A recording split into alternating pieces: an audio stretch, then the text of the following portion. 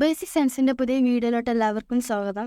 ഇന്ന് നമ്മൾ ചർച്ച ചെയ്യാൻ പോകുന്നത് fundamental stuff everything made up of എന്ന വിഷയത്തെക്കുറിച്ചാണ്. Fundamental stuff everything made up of എന്ന് പറഞ്ഞാൽ നമ്മുടെ യൂണിവേഴ്സിലുള്ള എല്ലാ വസ്തുക്കളും അത് എന്തിൽ നിന്നാണ് ഉണ്ടാക്കിയിട്ടുള്ളത്, അതിൻ്റെ അടിസ്ഥാനം എന്താണ്. ഇപ്പോൾ അല്ലെങ്കിൽ റിവേഴ്സ് എഞ്ചിനീയറിങ് ചെയ്യാം.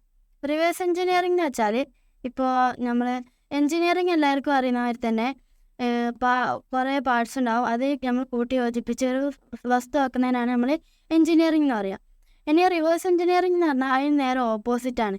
എന്താണെന്ന് വെച്ചാൽ ഈ ഉണ്ടാക്കിയ പാർട്സിനെ ഉണ്ടാക്കിയ സാധനത്തിനെ പാർട്സ് ആക്കിയിട്ട് നോക്കുന്നത്. ഇപ്പോൾ ഉണ്ടാക്കിയ സാധനത്തിന് പാർട്സ് ആക്കുക, ആ പാർട്സിനെയും പാർട്സ് ആക്കുക, അങ്ങനെയാണ് റിവേഴ്സ് എഞ്ചിനീയറിംഗ് എന്ന് പറഞ്ഞത്. അപ്പോൾ അതിനൊരു ഉദാഹരണമാണ് ഇപ്പോൾ ഹ്യൂമൻ ബോഡിയാണ് ഇവിടെ റിവേഴ്സ് എഞ്ചിനീയറിങ്ങിന് വേണ്ടി എടുക്കുന്നത്. ഹ്യൂമൻ ബോഡി റിവേഴ്സ് എഞ്ചിനീയറിങ് ചെയ്താൽ നമുക്ക് ഇൻറ്റേർണൽ ഓർഗൻസ്, ഇപ്പോൾ ലങ്സ്, ലിവർ, ബ്രെയിന്, കിഡ്നീസ്, അങ്ങനെ ഉള്ള എല്ലാ വസ്തുക്കളും, അങ്ങനെയുള്ള ഓർഗൻസ് ഇതൊക്കെ കൂടി ചേർന്നിട്ടാണ് നമ്മൾ ഹ്യൂമൻ ബോഡി ഉണ്ടാകുന്നത്. പിന്നെ ഈ ഒരു പാർട്സിനെ ഓർഗൻസിനെ ഒന്നും കൂടി നമ്മളൊന്ന് റിവേഴ്സ് എഞ്ചിനീയറിങ് ചെയ്താൽ ടിഷ്യൂസിലെത്തും. ടിഷ്യൂസ് എന്ന് വെച്ചിട്ടുണ്ടെങ്കിൽ സെൽസ് കൂടി ചേർന്നിട്ടാണ് ടിഷ്യൂസ് ഉണ്ടാവുക. ഇപ്പോൾ നമ്മളെ ബോഡിയിൽ മെയിനായിട്ട് 4 ടിഷ്യൂസാണ് ഉള്ളത്. അപ്പോൾ അതിൽ ഒന്നെന്ന് പറഞ്ഞാൽ connective tissue, 2 epithelial tissue, 3 muscle tissue, 4 nerve tissue. ഈ 4 ടിഷ്യൂ ആണ് പ്രധാനമായുള്ളത്. പിന്നെയെന്ന് പറഞ്ഞാൽ സെൽസ്, മോളിക്യൂൾസ് കൂടിയിട്ടാണ് സെൽസ് ഉണ്ടാവുക. ഇപ്പോൾ എല്ലാവർക്കും അറിയുന്ന ന്യൂക്ലിയസ്, സൈറ്റോപ്ലാസം, ഇതൊക്കെ ഉള്ളതാണ് സെല്ല്. ഈ സെല്ലിനെ നമ്മൾ ഒന്നും കൂടി റിവേഴ്സ് എഞ്ചിനീയറിംഗ് ചെയ്താൽ അപ്പോൾ അവിടെ മോളിക്യൂൾസ് എത്തും. ഇപ്പോൾ അവിടെ മോളിക്യൂളിന് ഒരു ഉദാഹരണമായി കൊടുത്തതെന്ന് പറഞ്ഞാൽ DNA മോളിക്യൂളാണ്.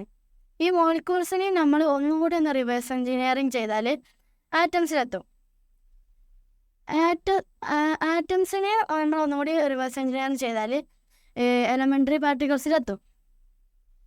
ഈ എലമെൻ്ററി പാർട്ടിക്കിൾസ് എന്ന് വെച്ചാൽ സയൻസിൽ ഏറ്റവും മൈന്യൂട്ട് ലെവലിൽ കണ്ടുപിടിക്കാൻ പറ്റിയിട്ടുള്ള കുറച്ച് കാര്യങ്ങളാണ് ഈ എലമെൻ്ററി പാർട്ടിക്കിൾസ് എന്ന് വെച്ചാൽ. ഇതിനെ സയൻസ് വിളിക്കുന്നത് standard model of elementary particles എന്നാണ്. അപ്പോൾ ഇത്രയും പറഞ്ഞാൽ എന്തെങ്കിലും ഈ റിവേഴ്സ് എഞ്ചിനീയറിംഗ് എന്ന് പറഞ്ഞാൽ നമ്മൾ എഞ്ചിനീയറിംഗ് എന്ന് പറഞ്ഞിട്ടുണ്ടെങ്കിൽ കുറച്ച് പാർട്സ് കൂട്ടിയിട്ട് പ്രൊഡക്റ്റ് ഉണ്ടാക്കുന്നതാണ് എഞ്ചിനീയറിംഗ്. അപ്പോൾ റിവേഴ്സ് എഞ്ചിനീയറിംഗ് എന്ന് പറയുമ്പോൾ അത് ആ ഉണ്ടാക്കിയ സാധനത്തിന് അതിൻ്റെ പൊട്ടിച്ച് അതിൻ്റെ ഉള്ളിൽ എന്താ നടക്കുന്നത് അങ്ങനെ പാർട്സാക്കി പോകുന്നതാണ് റിവേഴ്സ് എഞ്ചിനീയറിംഗ്. അങ്ങനെയാണ്. ഇപ്പോൾ ഞാൻ ഇത്രയും നേരം പറഞ്ഞത് റിവേഴ്സ് എഞ്ചിനീയറിംഗ് ആണ്. ഇനി എഞ്ചിനീയറിംഗ്, ഇപ്പോൾ ആറ്റംസ് എങ്ങനെയാണ് ഉണ്ടാകുന്നതെന്നൊക്കെ നമ്മൾ അതിലഫിൽ പറഞ്ഞുതരും. നേരത്തെ എൻ്റെ ഫ്രണ്ട് അഫ്സർ പറഞ്ഞതുപോലെ തന്നെ എലമെൻ്ററി പാർട്ടിക്കിൾസ് വരെയാണ് നമ്മൾ ഇപ്പോൾ സയൻസ് കണ്ടെത്തിയ ഏറ്റവും മൈന്യൂട്ട് ലെവലുള്ള പാർട്ടിക്കിൾസ്.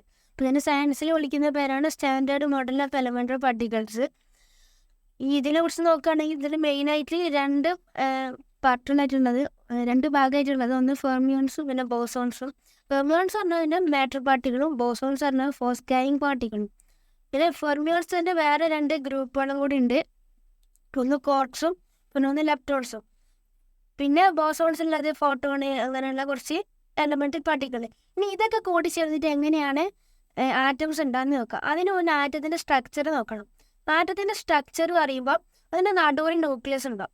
ആ ന്യൂക്ലിയസിൻ്റെ അകത്ത് ഒരു പോസിറ്റീവ് ചാർജുള്ള പ്രോട്ടോൺ എന്ന് പറയുന്ന ചെറിയൊരു പാർട്ടിക്കിൾ ഉണ്ടാവും.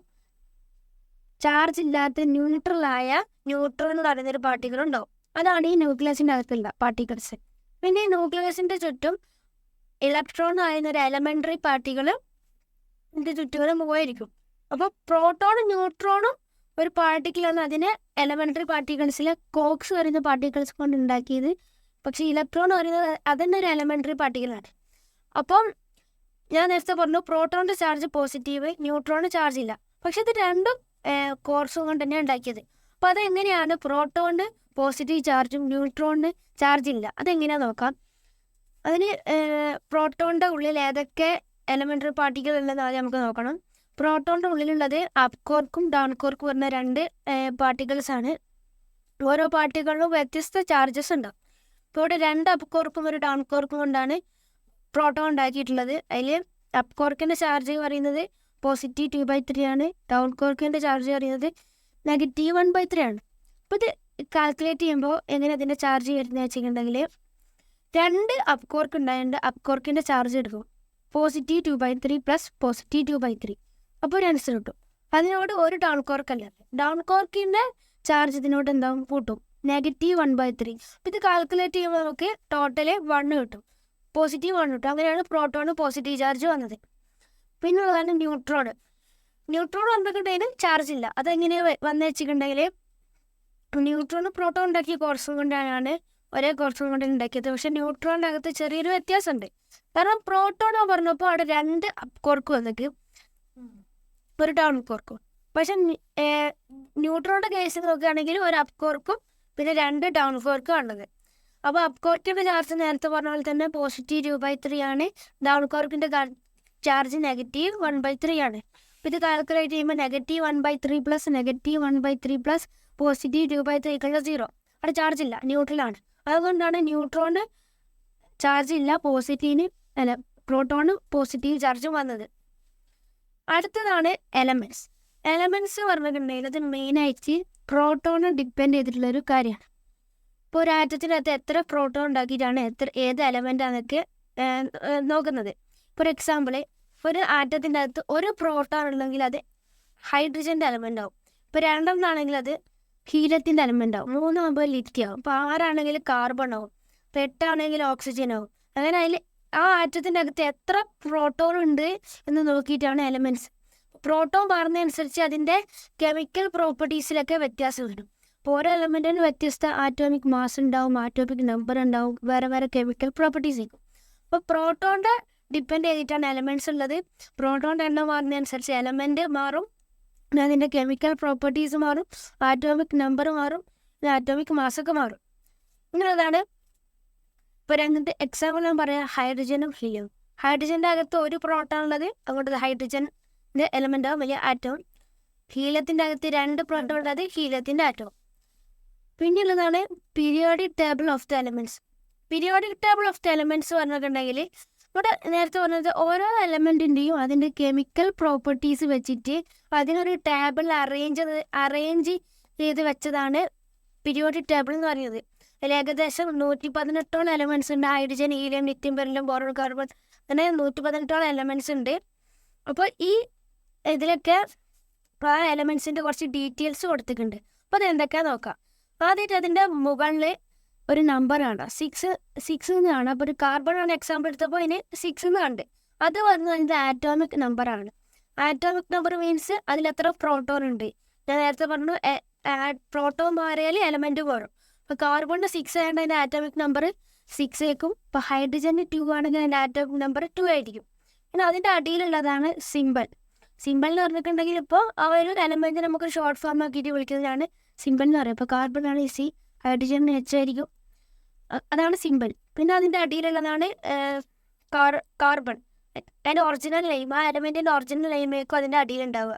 പിന്നെ അതിൻ്റെ ഡൗണിലേക്ക് പോകുമ്പോൾ ആറ്റോമിക് മാസ് പറഞ്ഞിട്ടുണ്ടെങ്കിൽ ആ ആറ്റത്തിൻ്റെ ന്യൂക്ലിയസിനകത്തുള്ള പ്രോട്ടോണിയും ന്യൂട്രോണിയും ഒരുമിച്ച് കൂട്ടുമ്പോൾ എത്രയാണ് കിട്ടുന്നത് അതായിരിക്കും അതിൻ്റെ ആറ്റോമിക് മാസ്. ഫോർ എക്സാമ്പിൾ കാർബണിന് 12 ആണ്. കാർബണിൻ്റെ ന്യൂക്ലിയസിനകത്തുള്ള 6 പ്രോട്ടോണും 6 പ്രോട്ടോണും ന്യൂട്രോണും 6 കൂട്ടുമ്പോൾ 12 കിട്ടും. അതാണ് അതിൻ്റെ ആറ്റോമിക് മാസ്. ഇനി അടുത്തതാണ് ഐസോടോപ്സ് ഓഫ് ദ എലമെൻറ്റ്സ്.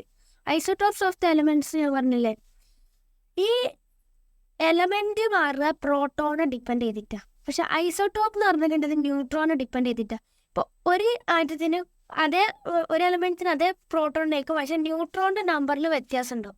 അപ്പോൾ അതിൻ്റെ ചില സ്വഭാവത്തിലൊക്കെ വ്യത്യാസം വരും. അതിനാണ് isotopes of the elements. For example ഹൈഡ്രജന് 3 ഐസോടോപ്പ് ഉള്ളത്. ഒന്ന് ഹൈഡ്രജൻ 1, ഹൈഡ്രജൻ 2, ഹൈഡ്രജൻ 3. ഹൈഡ്രജൻ 1-ന് പ്രോട്ടോൺ മാത്രമേ ഉള്ളൂ, ന്യൂട്രോൺ ഇല്ല. ഹൈഡ്രജൻ 2-ന് ഒരു ന്യൂട്രോൺ ഉണ്ട്. ഹൈഡ്രജൻ 3-ന് 2 ന്യൂട്രോൺ ഉണ്ട്. അപ്പോൾ ഇത് 3-ൻ്റെ സ്വഭാവം വ്യത്യസ്തമായിരിക്കും. പക്ഷെ ഹൈഡ്രജൻ എന്ന് പറയുന്ന എലമെൻറ്റ് മാറില്ല. ഇതാണ് ഐസോടോപ്പ്. ഒരു വേറെ എക്സാമ്പിളും കൂടി, കാർബണിൻ്റെ ഐസോടോപ്പ് എടുക്കാം. കാർബൺ 12, കാർബൺ 13, കാർബൺ 40 പറയുന്ന 3 ഐസോടോപ്പാണുള്ളത്. അപ്പോൾ അതിലുള്ള കാർബൺ 12-ന് 6 ന്യൂട്രോൺസ് ഉണ്ട്. കാർബണിൻ്റെ ആറ്റോമിക് നമ്പർ 6 തന്നെയാണ്. അതിൻ്റെ ആറ്റോമിക് മാസത്തായിരിക്കും 6 + 6 = 12 ആയിരിക്കും. കാർബൺ 13-ന് 6 പ്രോട്ടോണുള്ളത്, 7 ന്യൂട്രോൺ ഉണ്ട്. കാർബൺ 14-ന് 8 ന്യൂട്രോൺ ഉണ്ട്. ഇതാണ് ഐസോടോപ്സ് ഓഫ് ദ എലമെന്റ്സ് വരുന്നത്. അപ്പോൾ ഇത്രയും നേരം ആണ് പറഞ്ഞത്. ആദ്യം റിവേഴ്സ് എഞ്ചിനീയറിംഗ് പറഞ്ഞു, പിന്നെ ആറ്റത്തിന് എലമെന്ററി പാർട്ടിക്കിൾസ് പറഞ്ഞു, ആറ്റത്തിൻ്റെ സ്ട്രക്ചർ പറഞ്ഞു, പിന്നെ പ്രോട്ടോണിൻ്റെ ന്യൂട്രോണിൻ്റെ ചാർജ് പറഞ്ഞു, പിന്നെ എലമെന്റ്സ് പറഞ്ഞു, പീരിയോഡിക് ടേബിൾ പറഞ്ഞു, ഐസോടോപ്സ് പറഞ്ഞു.